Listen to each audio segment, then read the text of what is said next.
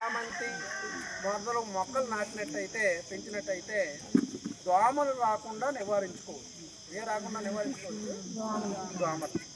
మీరు కూడా బంతి చామంతి మొక్కలు మీ యొక్క పెరట్లో ఉంటాయి కదా, అక్కడ మాత్రం ఖచ్చితంగా మీరు వేసుకోండి.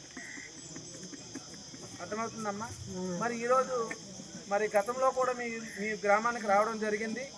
ఎప్పుడు మీకు ఏ అవసరాలు ఉన్నా సరే ఇక్కడ ఉండే పంచాయతీ కార్యదర్శి వారి ద్వారా కానీ, స్వర్ణగ్రామ సిబ్బంది కానీ, మా మండల పరిషత్ ఆఫీస్ నుంచి కానీ ఏ సహాయ సహకారం కావాలి